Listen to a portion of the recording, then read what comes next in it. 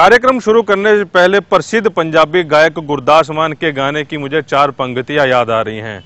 उस गाने में उन्होंने कहा था कि कुछ लोग जमाने में ऐसे भी तो होते हैं, महफिल में तो हंसते हैं, तन्हाई में रोते हैं।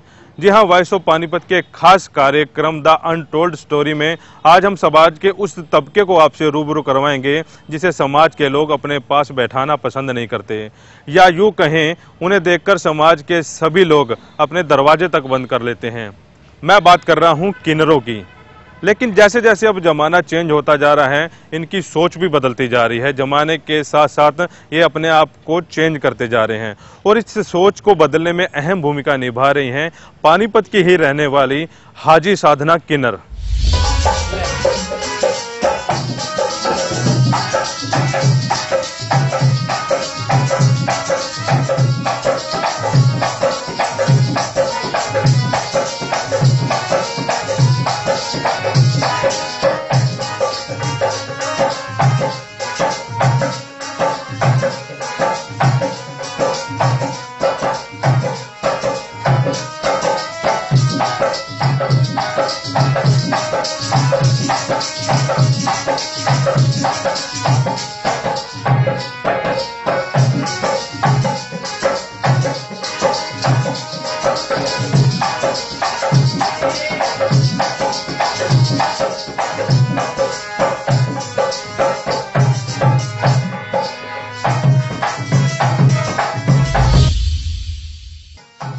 साधना ने बीड़ा उठाया है कि तेजी से बदलते समय के अनुसार उनके समाज में भी बदलाव लाया जाए। इनका कहना है कि सबके खून का रंग एक है, एक मजहब है और इस संसार को बनाने वाला भी एक है, तो फिर उनसे भेदभाव क्यों? लोगों की सोच को बदलने के लिए साधना खुद इसके प्रयास कर रही हैं। आमतौर पर किन्नर समाज से जुड़े लोग मध्यम वर्गीय परिवारों से जबरदस्ती उनकी जेब से ज्यादा पैसे मांगकर उन्हें शर्मिंदा करती हैं। अगर कोई उन्हें मुंह मांगे पैसा ना दे तो उनकी इज्जत तक की धज्जियां उड़ाने में कोई गुरेज नहीं करती। लेकिन इन सब से दूर साधना का कहना है कि जो ऐसी हरकतें करती हैं वो गलत हैं। साधना और उनकी टीम इन चीजों से दूर हटकर समाज सेवा से जुड़ी हैं। सुबह उठकर आमजन की तरह ये भी नहा धोकर पूजा पाठ और खाना खाकर अपने काम पर निकल जाती हैं। हालात ये हैं कि अब साधना को सामाजिक और धार्मिक स्टेज पर लोग बुलाने लगे हैं। आइए साधना से जानते हैं कि वो इस बारे में क्या कहती हैं। आजकल की भाग दौड़ भरी जिंदगी में किसी के पास किसी के लिए समय नहीं है, या यूं कहें फुर्सत नहीं है एक दूसरे में सुख दुख में भाग लेने का। लेकिन कुछ ऐसे भी समाज के लोग हैं जो दूसरे की खुशी में खुश तो होते ही हैं, चाहे वो अंदर से कितने भी दुखी हैं। आज हम ऐसे ही एक शख्स से मिलवाएंगे, ऐसे कुछ लोगों से मिलवाएंगे जिसे चुनाव आयोग या समाज ने थर्ड जेंडर नाम दिया है, सरकार ने उन्हें थर्ड जेंडर का नाम दिया है, और वो लोग दूसरों की खुशी में खुश होकर वहां पर पहुंचते हैं। और आज जो समाज है, समाज का नजरिया भी उनके प्रति बदल गया है। समाज उनको उस नजरिए से नहीं देखते जो कई साल पहले देखा करते थे। समाज का नजरिया बदला है, किन्नरों का नजरिया बदला है। मेरे साथ साधना किन्नर जी हैं, थर्ड जेंडर हैं, हाजी भी हैं, कई जगह पर उन्होंने आज दर्शन भी किए हैं। इनका मानना यह है कि चाहे वो सिख धर्म हो, चाहे हिंदू धर्म हो, चाहे मुसलमान का जो समाज है, वो हर जगह जाते हैं, हर संस्थाओं में जाते हैं और समाज सेवा में अग्रणी रहते हैं। मेरे साथ आज हैं किन्नर साधना जी और उनकी पूरी टीम। इनसे जानकारी लेते हैं। साधना जी, सबसे पहला मेरा सवाल ये है आपसे कि कई साल पहले जब आपका ये समाज था, लोग आपको उस नज़रिए से नहीं देखा करते थे, लोग आपसे दूर भागते थे, आपको देख के दरवाजे बंद कर लेते थे। आज के समाज में और उस समाज में कितना फर्क आया है आपके किन्नर समाज में भी? पहले के समाज में और अब के समाज में ये फ़र्क आया है कि पहले हमारे जो बुजुर्ग थे ना, वो सीधे साधे थे, अनपढ़ कम होते थे, पढ़े लिखे कम होते थे और अनपढ़ ज़्यादा होते थे। इसलिए उनको लोग बस बुरे नज़रिए देखते थे कि तालियां बजाना और वो करना, गंदी गंदी हरकतें करना। और आज समाज बदल चुका है, आज पढ़े लिखे लोग हो गए हैं। थोड़ा सब दुनिया बदल गई तो हम लोग में बदल गए, किन्नर समाज के लोग बदल गए, इसलिए चेंज आ गया थोड़ा। क्या मानते हैं किस तरह सा अब बदलाव आ गया है? अब आप समाज में भी जाते हैं, लोग आपके पास उठना बैठना भी पसंद करते हैं, कितना बदलाव इस समय आया है? बदलाव तो अपने ऊपर होता है सरदार जी। सुनो, जब हम अच्छे हैं तो हमारे लिए दुनिया अच्छी है, जब हम अच्छे नहीं तो हमारे लिए तो कोई भी अच्छा नहीं है। हम किसी से अच्छा व्यवहार करेंगे, अच्छा व्यवहार करेंगे तो हमारे लिए सब दुनिया अच्छी है। और मेरे को दुनिया इज्जत देती है, क्यों देती है कि हम किसी से ऐसी बात, कभी ताली बजा के बात नहीं करती हूँ, कभी किसी का किन्नरों वाली बात नहीं करती हूँ, ऐसे बात करती जो अगला इंसान को मोहब्बत होती, प्यार होता तो हमारे पास आके बैठते, हमारे पास बैठना पसंद करते हैं और हमें अच्छा से अच्छा मानते हैं और हमारे को बहुत इज्जत देते, जितनी मेरे को इज्जत देते शायद ही किसी किन्नर को देते हैं। तो आपने हज यात्रा भी की है 2 बार। तो आजकल समाज में कुर्सी के लिए आप देख भी रहे हैं कि वोटिंग बैंक के लिए लोग एक दूसरे का गला काट रहे हैं, जातिवाद जो है बड़ा फैल रहे हैं। तो उसमें आपने भी, मैंने ये सुना भी कई जगह की यात्रा की है, वो अपने दर्शकों के लिए जानना चाहूँगा कहाँ कहाँ आप यात्रा करके आए? मैं पाकिस्तान ननकाना साहब भी गई हूँ और रावलपिंडी मंजी साहब भी गई हूँ, सितारगंज गुरुद्वारे में भी होके आई हूँ, पटना साहब भी होके आई हूँ। गुरु गोविंद सिंह ने जन्म लिया है। फिर मैं माता वैष्णो देवी 4-5 बार होके आई हूँ। फिर मैंने जो मेरी गद्दी थी ना, तो गद्दी के हमारे ये जो है ना मोमडनों की गद्दी थी, इस वजह से मुझे हज करना भी जरूरी था। और मैं हज इसलिए करके आई हूँ कि जो मोमडन बच्चे उनको दुआएं देने के लिए, और सिखों को गुरुद्वारे में इसलिए गई थी कि सरदार लोगों को, सरदारों को, बच्चों को दुआएं देने के लिए, उनकी मन्नतें मानने के लिए वहाँ गई थी। जिस भी धर्म का कोई होता, मैं गई, मुझे कोई वो प्रोजेक्शन नहीं है। और हमारे में 36 बिरादरी होती है, हम देखो कैसे एक बन के रह रहे हैं, हमारे में कोई लड़ाई नहीं, कोई झगड़ा नहीं, कोई भेदभाव नहीं है। जो भी हिंदू होगा अपना पाठ पूजा करे, कोई प्रोजेक्शन नहीं है। सरदार हो वो गुरुद्वारे में जाए, कोई प्रोजेक्शन नहीं है। मुसलमान हो अपना नमाज पढ़े, हमें कोई इतराज़ नहीं करेगा। ईसाई है, ईसाई धर्म को माने, हमें कोई इतराज़ नहीं करे। हम 36 जाते हैं, जैसे हम में प्यार है, मैं चाहती हूँ पूरे समाज में ऐसा प्यार हो। मतलब आप ये कहना चाह रहे हैं कि सरकार जो लोगों को बांटने में लगी है, जातिवाद के जो रंग देने में अपनी उन्होंने कुर्सी बचा ली, आप उनको कुछ संदेश देना चाह रही हैं? मैं उनको यही संदेश देना चाह रही हूँ, चलो ठीक है, अच्छे नेता से सभी प्यार करते हैं, अच्छा नेता देश में आएगा तो सभी उससे लगाव करेंगे। पर आजकल देखो, किसी को मेरी बात का बुरा लगे ना, किसी पार्टी को, तो ये सारा सरदार जी वोट बैंक है, समझिए। ये आपस में लड़वाते कुर्सियों के लिए, ये मुसलमान है, हिंदू है। पहले मुझे बताएं कि रब 2 हैं, आप मुझे जवाब दें। रब 2 हैं, 4 हैं, 10? रब तो एक ही है ना। जब चांद सूरज एक है, आसमान और जमीन एक है, तो रब कैसे 2 हो गए? रब भी तो एक ही है ना, खाली मानने का तरीका अलग अलग है, अपना अपना रास्ता अलग अलग दिखाया मानने के लिए। ये सब वोट बैंक के लिए करते हैं, ये कुर्सियों के लिए लड़ते हैं। मैं उन्हें यही संदेश देना चाहती, नेता लोगों को ऐसा काम ना करें, प्यार मोहब्बत से ना ऐसा काम करके दिखाएं जो दुनिया आपको माने कि हमारे देश में कोई अच्छा प्रधानमंत्री, अच्छे मुख्यमंत्री हैं, अच्छे कोई नेता लोग हैं जो दोबारा बार बार आपको चांस दें। यही मेरा संदेश है इनको। पौराणिक कथाओं के अनुसार जब घर में किन्नर बच्चा पैदा हो जाता था, तब इसी समाज के लोग उसे अपने साथ जबरदस्ती लेकर चले जाते थे और उन्हें नृत्य की शिक्षा देकर मार्केट में बधाई जैसे काम करवाया करते थे। लेकिन अब जैसे जैसे समाज बदलता जा रहा है, इनकी सोच भी बदलती जा रही है। इनका ये कहना है कि समाज से जुड़े जो अन्य लोग हैं वही हम हैं, वो जो खाना खाते हैं हम भी वही खाना खाते हैं। अगर जो इस उंगली पर ईंट मार दी जाए, इस खून का रंग जो है उनकी रगों में भी वही खून दौड़ रहा है, फिर उनके साथ भेदभाव क्यों? आमतौर पर जब किसी घर में बच्चा होता है, लड़का होता है या किसी की शादी होती है, आपके ऊपर ये आरोप लगते रहे हैं, आपके समाज के ऊपर, कि जो गरीब परिवार हैं उनको जबरदस्ती, आपके जो समाज के लोग हैं वो जबरदस्ती करते नहीं, 51,000 लेंगे या अंगूठी लेंगे। वो तबका ऐसा नहीं है कि इतना पैसा वो खर्च कर सके। तो वो कौन लोग हैं और उनको क्या आप संदेश देना चाहेंगे? जहाँ तक मेरा सवाल है, मेरा ख्याल है ना कि वो हमारे जो गद्दी नशीन हैं, जो इनके चेले हैं, वो बड़े प्यार से बात करेंगे जजमान से जाके और जजमान की बात मानेंगे। वो ज़बरदस्ती कभी नहीं करेंगे, नंगे नहीं होंगे, बदतमीजी नहीं करेंगे। ये आजकल कुछ ऐसे लालची किन्नर पैदा हो गए जो डुप्लीकेट, फ्रॉड किन्नर, तो वो ज़्यादा जाके हम लोगों को बदनाम करते हैं, वो ज़्यादा जाकर जजमान को कैसे 51,000 मांगते हैं, कैसे अंगूठी मांगते हैं, कैसे वो मांगते हैं। तो ये अच्छा नहीं, हमें भी सब कुछ देता जजमान, उनके बच्चे जीते हैं। हम तो सुबह उठ के दुनिया डॉक्टर की उठते तो सुबह झोली फैलाया कर जी हमारे को क्या नाम है, कोई बीमारी आए हमें मिले। हम तो यही सुबह उठती हैं झोली फैलाते, भगवान किसके घर खुशियाँ दे, जो हमारे पेट को खाने को मिले। तो हम लोगों में से ऐसा कोई नहीं करेगा, हमें सब कुछ देता जजमान बगैर प्यार से। और मैं भी अपने किन्नर समाज को कहती लो, प्यार से लो, किसको तंग करके ना लो, कि हमारी बद्दुआ नहीं लगेगी, उनकी भी लग सकती, किस गरीब को सता के हम लेंगे तो उनकी भी बद्दुआ हमें लग सकती है, वो पैसा में पचेगा नहीं।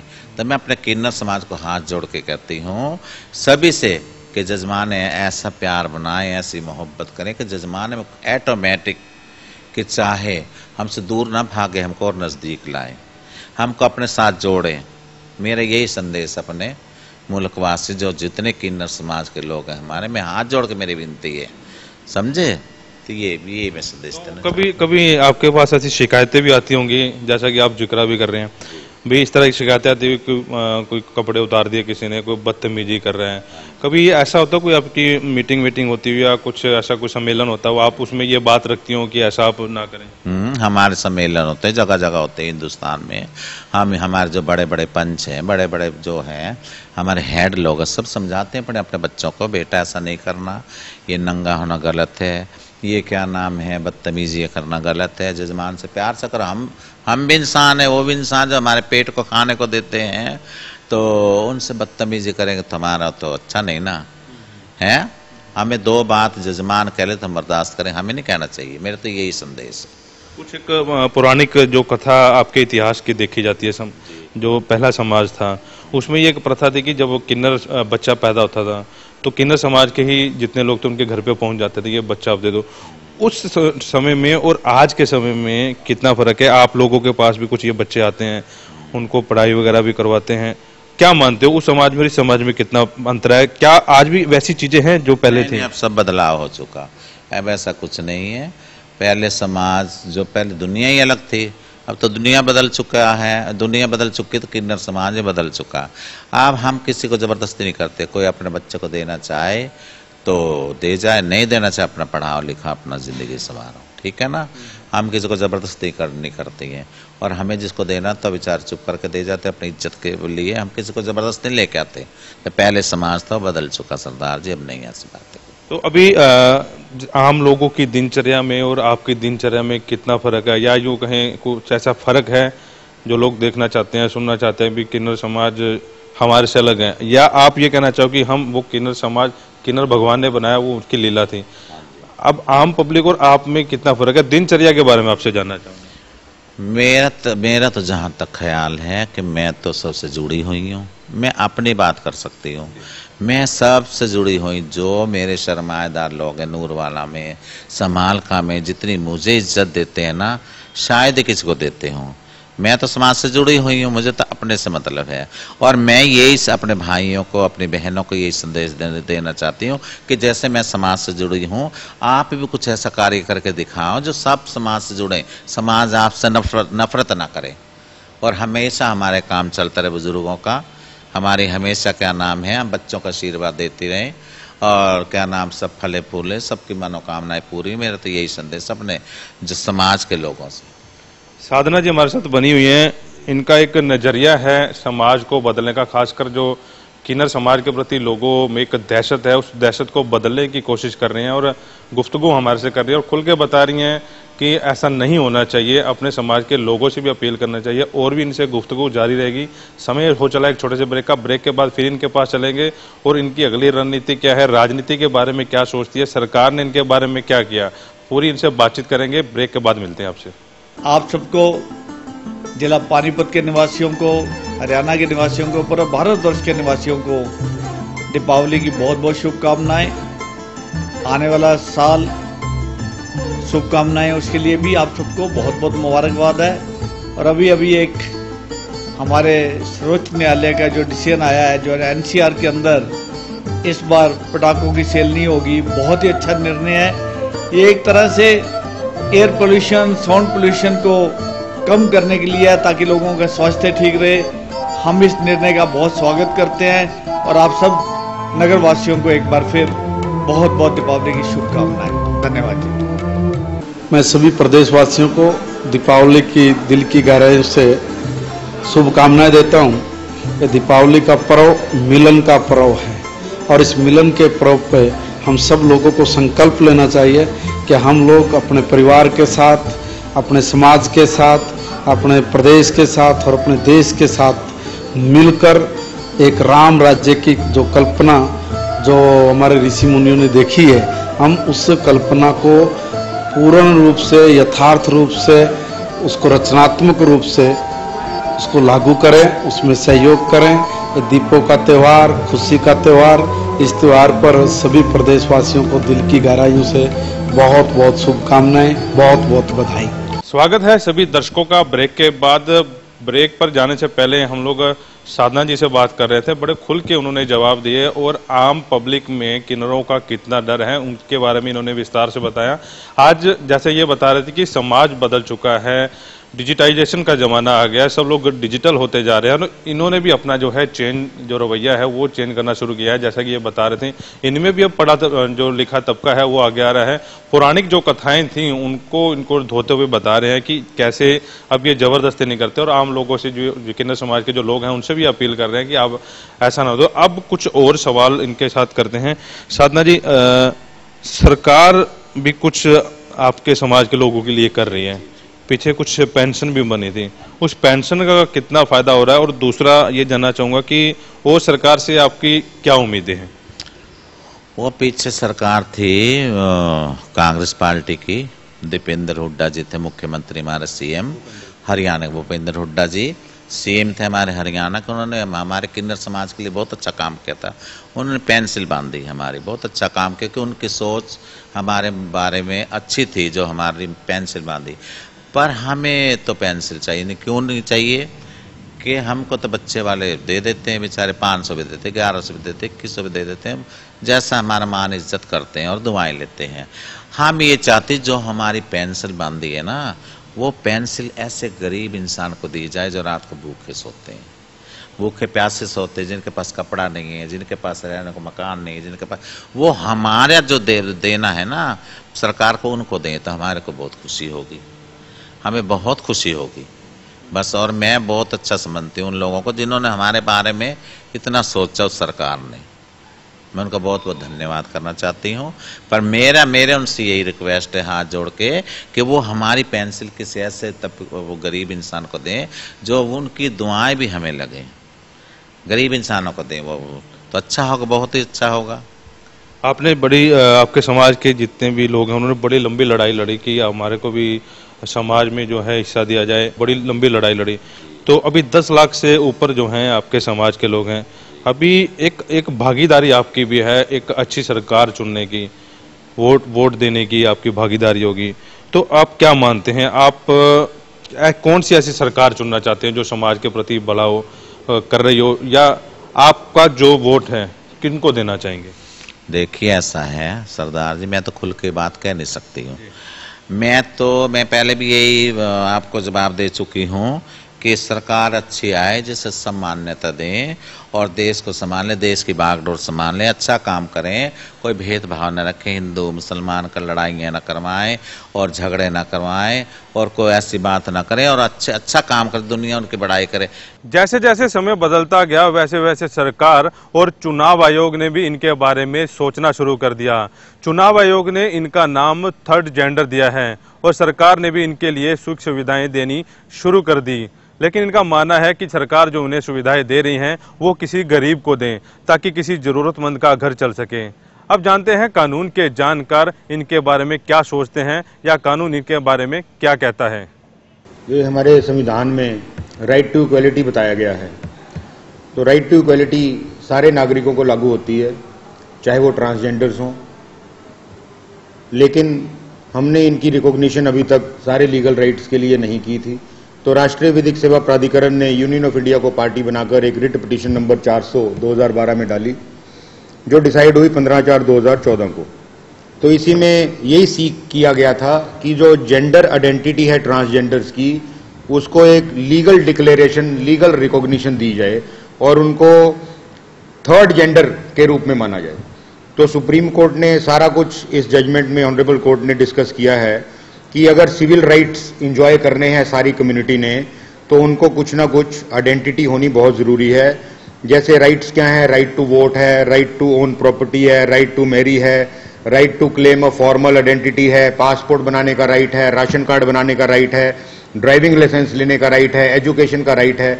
ये राइट्स तभी मिलेंगे जब किसी को कोई रिकॉग्निशन हो उसकी आइडेंटिटी की।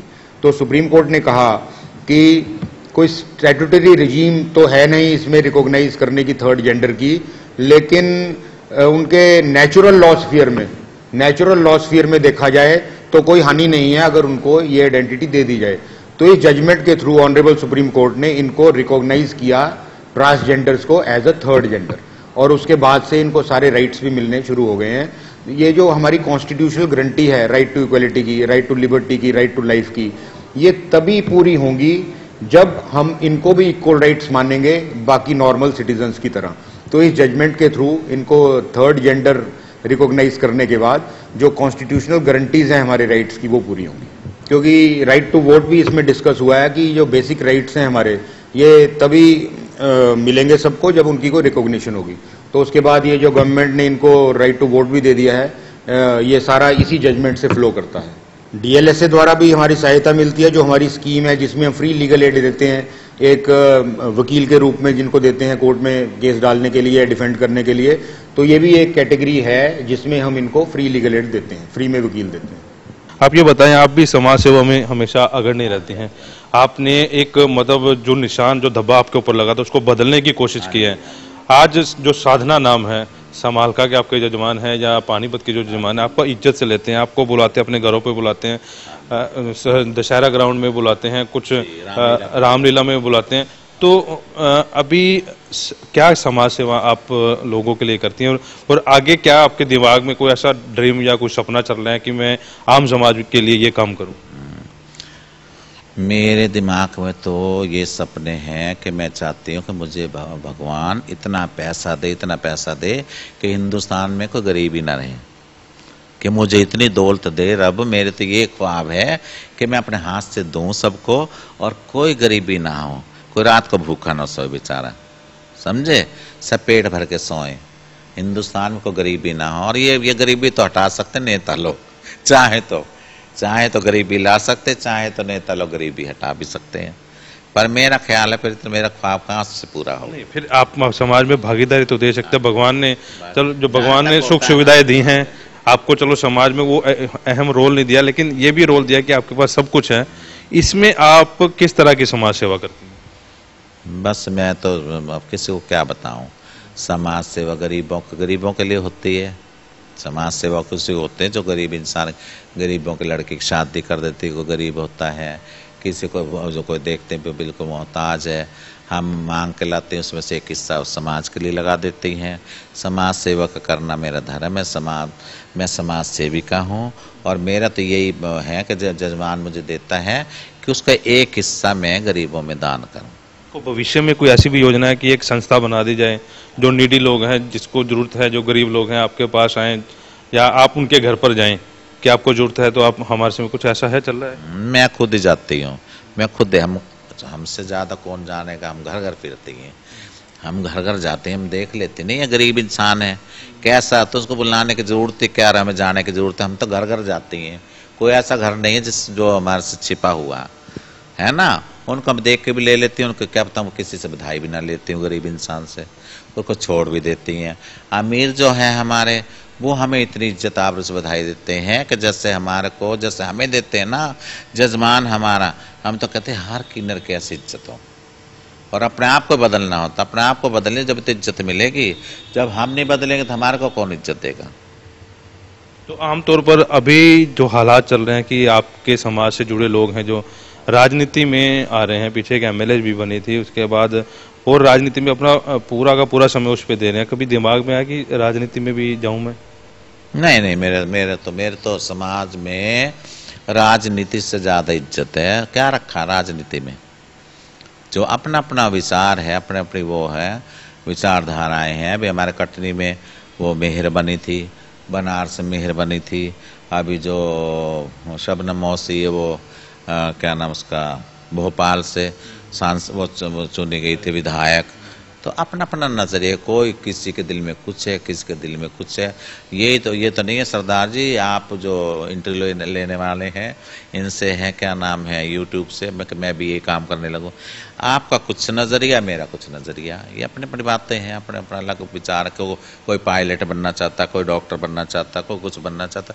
हमारे तो विचारधारा मैंने आपके आगे रख दी बस। अभी लास्ट सवाल मेरा ये है कि जनता आपको देख रही है, लाइव बैठे हैं आप, आम लोगों से क्या अपील करना चाहिए जो लोग आपसे डर रहे हैं, क्योंकि उन लोगों की जो विचारधारा है अभी भी विचारधारा बदली नहीं है, आप उन आम लोगों से क्या अपील करना चाहेंगे? मैं आम लोगों से भी अपील करना चाहती हूँ कि हमें अपने समाज का एक हिस्सा समझें। हमारे में वही खून है, वही हमारा जिस्म है, वही हमारा वो शरीर है जो आप लोगों का। हमको आपने से अलग ना समझें। और मैं पहले तो अपने किन्नर समाज को ये कहना चाहती हूँ कि आप भी बदले जाएं, आप भी अपने आप को बदलें, जब तो समाज आपको इज्जत देगा। मेरे को तो बहुत इज्जत समाज देता है। मेरे तो कोई, आप कहीं पूछना जाके मेरा नाम, कभी कोई गलत नहीं मुझे बताएगा, संभाल कर चल। जब बच्चे से पूछना, कोई गलत बता देगा तो मेरे पास आना।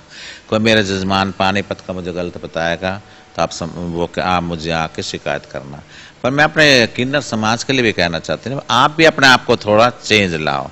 जजमान से प्यार करो तो जजमान तो आपको उससे ज्यादा दुगनी मोहब्बत देगा जैसे मुझे देता। जजमान तो खराब नहीं है, जजमान ही खराब नहीं है। जजमान बहुत अच्छा हमारे पेट को देता है, हमारे को खाने को देता है, हमारे को इतनी इज्जत बख्शता है।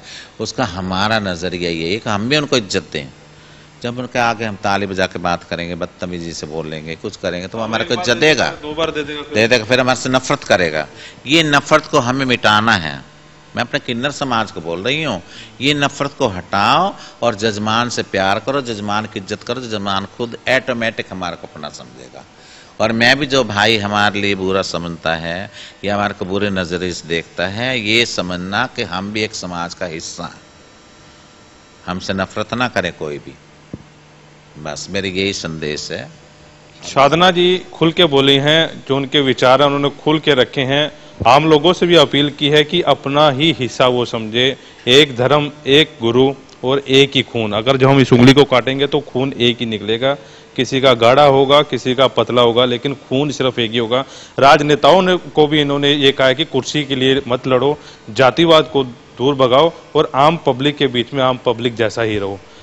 वॉइस ऑफ पानीपत पर हम ये कार्यक्रम दिखा रहे हैं। अब हम कुछ बातचीत करेंगे, गुरुजी के शिष्यों से भी बातचीत करेंगे, वो क्या समझती हैं, वो क्या मानती हैं। कुछ पढ़ी लिखी शिष्य भी यहाँ पर आती हैं और वो क्या मानती हैं, उनसे बातचीत करेंगे। एक ब्रेक का समय है, ब्रेक के बाद हम चलेंगे उनके पास। आप सबको, जिला पानीपत के निवासियों को, हरियाणा के निवासियों को, पूरे भारतवर्ष के निवासियों को दीपावली की बहुत बहुत शुभकामनाएं। आने वाला साल शुभकामनाएं, उसके लिए भी आप सबको बहुत बहुत मुबारकबाद है। और अभी अभी एक हमारे सर्वोच्च न्यायालय का जो डिसीजन आया है, जो एनसीआर के अंदर इस बार पटाखों की सेल नहीं होगी, बहुत ही अच्छा निर्णय है। ये एक तरह से एयर पोल्यूशन, साउंड पोल्यूशन को कम करने के लिए है, ताकि लोगों का स्वास्थ्य ठीक रहे। हम इस निर्णय का बहुत स्वागत करते हैं और आप सब नगरवासियों को एक बार फिर बहुत बहुत दीपावली की शुभकामनाएं। धन्यवाद जी। मैं सभी प्रदेशवासियों को दीपावली की दिल की गहराई से शुभकामनाएं देता हूं। ये दीपावली का पर्व मिलन का पर्व है और इस मिलन के पर्व पे हम सब लोगों को संकल्प लेना चाहिए कि हम लोग अपने परिवार के साथ, अपने समाज के साथ, अपने प्रदेश के साथ और अपने देश के साथ मिलकर एक राम राज्य की जो कल्पना जो हमारे ऋषि मुनियों ने देखी है, हम उस कल्पना को पूर्ण रूप से, यथार्थ रूप से, उसको रचनात्मक रूप से उसको लागू करें, उसमें सहयोग करें। ये दीपों का त्यौहार, खुशी का त्यौहार, इस त्यौहार पर सभी प्रदेशवासियों को दिल की गहराइयों से बहुत बहुत शुभकामनाएं, बहुत बहुत बधाई। साधना जी से हमने खुल के बातचीत की। अब उनके कुछ शिष्य हैं जो फील्ड में रहते हैं, मार्केट में रहते हैं। आजकल दिवाली का त्यौहार है, दिवाली पे ही इनका जो कहते हैं एक सीजन होता है। जजमान भी इनमें खूब बुलाते हैं, घरों में बुलाते हैं। कुछ साधना जी की टीम मेरे साथ है। आप ये बताएं कि समाज से मतलब जो प्यार मिलना चाहिए था अब वो कैसा मिल रहा है, और आप साधना जी के पास रहती हैं, कितना प्यार इनसे मिल रहा है? जी, मैं तो जब से यहाँ पे आई हूँ प्यार में मेरे लिए कोई कमी नहीं आई है। शायद मुझे माँ बाप भी इतना प्यार नहीं देते जितना प्यार मेरे गुरुजी ने मुझे दिया है। एक बच्चे की, एक औलाद की तरह इन्होंने मुझे पाला हमेशा, और हमेशा अच्छे से अच्छा मुझे इन्होंने रखा। कभी मुझे किसी चीज़ का गम नहीं होने दिया, कभी किसी चीज़ की मुझे परेशानी नहीं होने दी, और हमेशा अपना हाथ मेरे सिर पे इन्होंने रखा। आमतौर पर जैसा कि मैं पहले भी पूछता आ रहा हूँ कि समाज में आप लोग जाते हैं, पहला समय था कि लोग दरवाजे बंद कर लेते थे। साधना जी का आप इनके साथ काम भी कर रही हैं, पब्लिक में भी जाती हैं, तो क्या कितना प्यार मिलता है साधना जी के साथ आपकी भी, आपकी पूरी टीम को भी? जी, प्यार की बात है तो प्यार तो इतना है कि आप पूछिए मत। समाज इतना प्यार देता है, शायद अपने मेरे माँ बाप हैं, मेरे भाई बहन हैं, वो भी नहीं देते जितना समाज हमें प्यार देता है। यहाँ पे एक लड़की की तरह, एक बेटी की तरह हम लोगों को बिठाते हैं, बधाई देते हैं, और जैसे एक बेटी को प्यार देना चाहिए उस तरीके से हम लोगों को प्यार दिया जाता है। कभी हमारे से नफरत नहीं की जाती। बदलना तो हमारे ऊपर है ना, अगर हम बदलेंगे तो समाज बदलेगा। अगर हम अपना रूप कुछ और दिखाएंगे तो समाज तो जाहिर सी बात है दरवाज़ा बंद ही करेगा। हम उस तरीके से कभी पेश आते ही नहीं अपने इलाके के अंदर, हमेशा बेटी बन के जाते हैं और बेटी ही बन के वहाँ से आते हैं। बिल्कुल, मेरे साथ एक और हैं, इनसे बात कर। आप एजुकेटेड लगती हैं मेरे को, तो एक से ये पूछा मैं आपके क्वालिफिकेशन क्या है, तो अभी अब पढ़ाई आगे जारी रख रहे हैं या कुछ और भी कुछ दिल में तमन्ना है कुछ करने की? पहले तो मैं सभी लोगों को राम राम आदाब सत श्री अकाल करना चाहती हूँ। और मेरा नाम करीना है। I am from district Haripur Hapur, और मैं इस टाइम यहाँ पानीपत में आई हुई हूँ हाजी साधना नायक जी के घर पर। ये मेरी दादी जी हैं, और मैं एजुकेटेड भी हूँ, but my qualification is BA final from Delhi Karol Bagh. जितनी मैं पढ़ी लिखी हूँ, मैं बस ये चाहती हूँ कि मैं इस समाज में दुनिया को वो दिखाऊं कि जैसे सारा समाज सोचता है कि किन्नर लोग पढ़े लिखे नहीं होते, एजुकेटेड नहीं होते, मैं एजुकेटेड हूँ, ठीक है। सो बाय द वे जजमानों को मैं सिर्फ अपने यही संदेश देना चाहती हूँ कि हम पढ़े लिखे हैं, और हम भी आप जैसी माओ की कोख से जन्म लिया है। हम लोगों को कभी गलत ना समझे, हम भी आप ही की बेटी बहन जैसी हैं। Please please request for me कि हमारी इज्जत करें, और हम भी आपकी बहुत तहे दिल से इज्जत करते हैं। कभी करीना जी ये नहीं होता कि जैसे आप एजुकेटेड हो, आपके पास और भी टीम में कुछ अनपढ़ हैं या कुछ कम पढ़े लिखे हैं, कभी दिमाग में ये नहीं चलता कि इनको भी पढ़ाया जाए? कभी खाली समय होता है कि आप इनको एजुकेट करने की बातचीत करें? हाँ, ऑफ कोर्स मेरे साथ जितनी भी मेरी बहनें हैं, मेरी गुरु हैं, मेरी दादी हैं, सबको मैं एक अच्छी एडवाइस देती हूँ, सबको एक मतलब अच्छी नॉलेज देती हूँ कि इस समाज में अच्छे से रहो, पढ़ो लिखो, और इस दुनिया के सामने अच्छे से पेश आओ।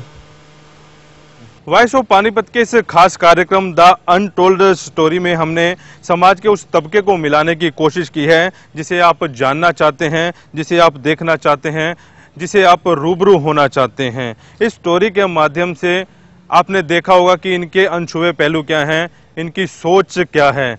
इस स्टोरी को देखने के बाद आपकी भी सोच इनके प्रति थोड़ी सी बदली होगी। द अनटोल्ड स्टोरी में आज बस इतना ही। इसी स्टोरी के जरिए हम किसी और शख्स, किसी और तबके से आपको मिलवाने की कोशिश करेंगे। तब तक मुझे यानी कुलवंत सिंह और मेरी पूरी टीम को इजाज़त दीजिए, और आप देखते रहिए वॉइस ऑफ पानीपत। नमस्कार।